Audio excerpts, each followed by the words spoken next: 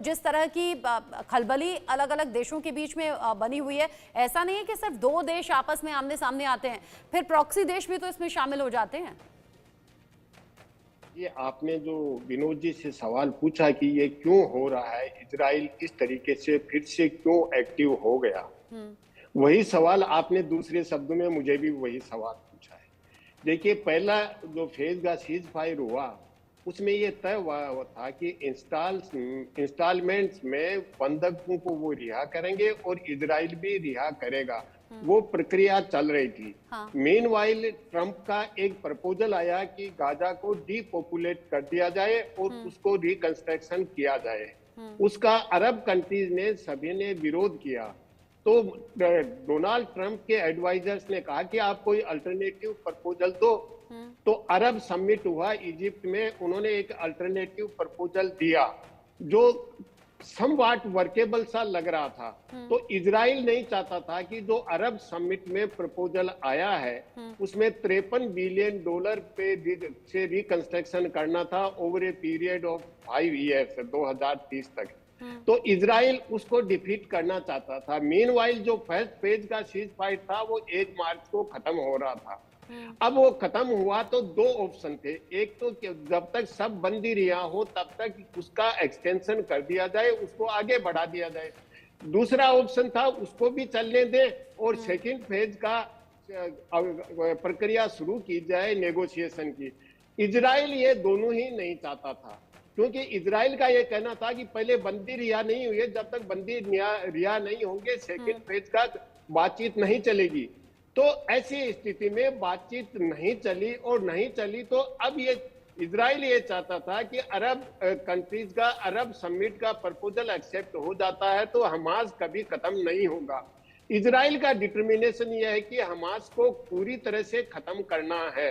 तो मेनवाइल क्या हुआ, जो अरब कंट्रीज का प्रपोजल था उसको यूरोप के 4 मेन कंट्रीज ने, ब्रिटेन, जर्मनी, इटली और फ्रांस ने एक जॉइंट स्टेटमेंट देके समर्थन कर दिया कि ये जो अरब समिट का प्रपोजल है ये सही है, इसको इंप्लीमेंट किया जाना चाहिए।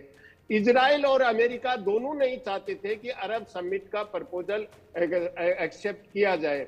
तो इसलिए इजराइल ने यह सोचा कि हमास को पूरी तरह खत्म करने के लिए युद्ध के अलावा कोई विकल्प नहीं है। अगर अरब समिट का प्रपोजल इंप्लीमेंट हो जाता है, एक्सेप्ट हो जाता है तो हमास बच जाएगा। यद्यपि अरब यूरोपियन कंट्रीज ने कहा कि भाई हमास को जिम्मेदारी नहीं देंगे, इसकी जिम्मेदारी गाजा को रिकंस्ट्रक्शन की पैलेस्टीनियन अथॉरिटी को देंगे। लेकिन फिर भी इजराइल को भरोसा नहीं था और अमेरिका और इजराइल ने वो आउटराइटली रिजेक्ट कर दिया। तो ये कि स्वाभाविक रिजल्ट था कि इजराइल फिर से क्रैकडाउन करेगा हमास को रूट आउट करने के लिए। मीनवाइल अमेरिका ने जो हुती हैं जो हमास का समर्थन कर रहे हैं, क्योंकि देखिए ये 2-3 ऑर्गेनाइजेशन है, इनकी स्ट्रेटेजी अलग अलग है। हुती की अलग है, हमास की अलग है, हिजबुल्लाह की अलग है। जो हुती की स्ट्रेटेजी है वो है एक समुद्री डाकू की तरह से कि व्यापार को डिसरप्ट करना और व्यापारिक जहाज हैं उन पे अटैक करना, उनको लूटना। तो अमेरिका ने हुती पे अटैक कर दिया उधर, और इधर इजराइल ने हमास पे अटैक कर दिया। और उसमें आपने अपने ग्राउंड रिपोर्ट में बताई कि 413 लोग मर गए, ह्यूमैनिटेरियन क्राइसिस है, यूएन भी कंसर्न है, यूएन सिक्योरिटी काउंसिल भी इसके बारे में बातचीत करेगी। तो अब संयुक्त राष्ट्र संघ भी नहीं है और संयुक्त राष्ट्र संघ में बातचीत भी होगी। अब किस तरह से इसको रोका जाए, जब तक अमेरिका ग्रीन सिग्नल नहीं देगा इजराइल इस युद्ध को नहीं रोकेगा और इसी तरह से मारकाट या जेनोसाइड चलता रहेगा, क्योंकि संयुक्त राष्ट्र संघ कुछ नहीं कर पा रहा है। इवन इंटरनेशनल क्रिमिनल कोर्ट है जिसमें G9 एक ग्रुप 9 था साउथ अफ्रीका के नेतृत्व में, जिसको हेग 9 कहते हैं, उनका जो प्रपोजल था उसको भी इंप्लीमेंट नहीं होने दिया। न तो इंटरनेशनल लॉ काम कर रहा है, न यूनाइटेड नेशंस काम कर रहा है, न दुनिया का ओपिनियन है वो काम कर रहा है। अब इसको रोकने के लिए अमेरिका और इजराइल दोनों मिलके अगर तय करेंगे तभी रुक सकता है। अब वही तो जी तय नहीं रत्ना। हो पा रहा है, वही तो तय नहीं हो पा रहा है। अगर अमेरिका और डोनाल्ड ट्रंप सीधे सीधे ये कह देते हैं ब्रिगेडियर दत्ता, बेंजामिन नेतन्याहू को और इसराइल को कि हम तो पूरी तरह आपके साथ हैं। इससे पहले जो बाइडेन ने भी ऐसा कह दिया था, इधर डोनाल्ड ट्रंप ने भी ऐसा ही सपोर्ट दे दिया। इसराइल इसलिए भी मनमर्जियां यहाँ पर कर रहा है। बेंजामिन नेतन्याहू कह रहे हैं जब तक बंधकों को पूरी तरह से रिहा नहीं किया जाता तब तक हमले जारी रहेंगे। यानी जो नरसंहार हम अब तक देख रहे थे वो तो अब और ज्यादा भीषण होगा, क्योंकि अभी रमजान में ये जो अभी हवाई हमले हुए हैं, 400 से ज्यादा मौतें तो अभी हो गई। और दुख की बात ये जो सैकड़ों जख्मी हैं उनमें सबसे ज्यादा जो महिलाएं हैं और बच्चे हैं, मरने वालों में भी और जख्मी में भी।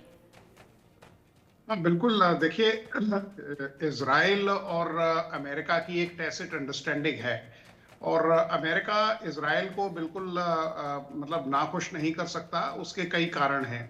पहली बात तो इजराइल के जितने भी बाशिंदे हैं अमेरिका में वो करीब 70-72 लाख लोग हैं और वो वहाँ की जो सियासत है, पॉलिटिक्स है, उसको काफ़ी इन्फ्लुएंस करते हैं।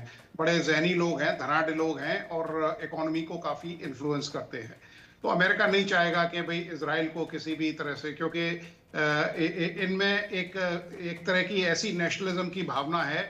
आपने देखा होगा कि पहले जब युद्ध चरम पे था तब लोगों ने कहा था कि अगर ज़रूरत पड़ी तो हम अपने वतन के लिए लड़ेंगे और हम अमेरिका छोड़ देंगे। तो अमेरिका इस वक्तव्य से काफ़ी चिंतित और परेशान हो गया था। दूसरी बात, आप ये देखिए, ये जो सिनर्जी है ऑपरेशंस की, अभी किरोड़ी सिंह जी ने भी बताया कि साहब एक तरफ से हूथी पे प्रेशर डाला जा रहा है, अमेरिका उस पे हावी है, दूसरी तरफ से हमास को यहाँ बम्बार्ड किया गया। तो ये क्योंकि तीनों जो ऑर्गेनाइजेशंस हैं ये ऑर्गेनिकली एक दूसरे से मिले हुए हैं और उनकी लिंकेजेस भी होती हैं। इनके नहीं, किसी भी दहशतगर्द ऑर्गेनाइजेशन हो या इंटरनेशनल एलिमेंट्स हो तो वो ऑर्गेनिकली एक दूसरे से जुड़े रहते हैं। तो अमेरिका, अच्छा तीसरी चीज ये है कि नेतन्याहू साहब भी नहीं चाहते कि उस एरिया में कोई ज्यादा पीस रहे, क्योंकि वहां की जो इंटरनल पॉलिटिक्स है वो भी उनके खिलाफ है और जैसे ही ये युद्ध समाप्त होगा तो सबसे पहली कैजुअलिटी जो होंगे वो नेतन्याहू साहब होंगे, क्योंकि जब ये युद्ध शुरू हुआ था उससे पहले उनके ऊपर काफी चार्जेस लगाए गए थे, काफी उनका विरोध हुआ था और तकरीबन नेतन्याहू के घर पर भी तो हमला हुआ था। क्योंकि प्रॉक्सी देश जब इसमें शामिल हो जाएंगे तो फिर वही जो ईरान और इजराइल में जो टकराव हुआ था, फिर जो पलटवार हुआ था, उसमें तो बेंजामिन नेतन्याहू का घर भी नहीं बचा। जी हाँ, बिल्कुल ठीक कहा आपने, क्योंकि लोग उनके पीछे पड़े हुए हैं। इंटरनल जो वहाँ की सूरत हाल है, सिचुएशन है, वो भी उनके फेवर में नहीं है। तो वो ये चाहते हैं कि क्योंकि देखिए जब भी कोई देश किसी के साथ युद्ध में होता है तो वहाँ लोग अपने जो मनमुटाव हैं या जो पार्टी बेस्ड पॉलिटिक्स है या जो इंटरनल जो ओवरटर्न्स हैं उन सबको वो भूल जाते हैं और एक नेशनलिज्म के धागे में सब जाके पिरो दिए जाते हैं। तो वो ये चाहेंगे कि ये जो सिचुएशन है ये जितनी लंबी चले उतना उनके फायदे के लिए है। अच्छा, तो दूसरा एक बात और मैं किरोड़ी सिंह जी से जानना चाहूंगी। अच्छा, इमोशनली भी बहुत चीजें देखी जाती हैं, क्योंकि एक तो युद्ध जैसी स्थिति, जैसे जो मैंने भी कहा, महिलाएं और बच्चों को सबसे ज्यादा नुकसान है, ये इमोशनली बहुत हर्ट करता है। दूसरा फिर यहाँ धार्मिक एंगल से भी देखेंगे तो ये रमजान का महीना है, मतलब आपने चोट वहां पर की जहां पर दर्द सबसे ज्यादा होगा। तो क्या इसमें जो साथी देश हैं वो और ज्यादा भड़केंगे नहीं इसराइल के खिलाफ? देखिए रचना, आपने बिल्कुल सही कहा कि इसमें मानवीय संवेदना भी इन्वॉल्व है, क्योंकि बच्चे हैं, विमेन है, वो डायरेक्ट वार में इन्वॉल्व नहीं है। तो आप किसी हमास के बंदे ने अगर गड़बड़ किया, सोल्जर ने किया, तो कलेक्टिव पनिशमेंट नहीं देना चाहिए और एक डिस्प्रोपोर्शनेट फोर्स यूज नहीं करना चाहिए। ये तो मानवीय संवेदना है। लेकिन आपने जो दूसरी बात की कि क्या धार्मिक भावना नहीं भटकेंगी, मुझे वही आशंका ज्यादा लग रही है कि अभी इजराइल, लेबनान में भी इजराइल की सेनाएं हैं, सीरिया में भी हालत खराब है, क्योंकि सीरिया में जो ग्रुप अभी आया है, इनफाइटिंग तो चल रहा है वहां, लेकिन वो जो ग्रुप आया है वो एंटी अमेरिका, एंटी इजराइल है। तो इस तरह से अगर बढ़ता है तो अगर लॉन्ग टर्म में मैं सोचूं या आशंका व्यक्त करूं तो कहीं क्रिश्चियन जियोनिज्म वर्सेज इस्लामिज्म न हो जाए और ये पूरी दुनिया के लिए बहुत बड़ा खतरा होगा। इसमें केवल अरब कंट्रीज ही सम्मिलित नहीं होंगे, केवल MENA रीजन ही नहीं होगा, पूरी दुनिया पे असर पड़ेगा।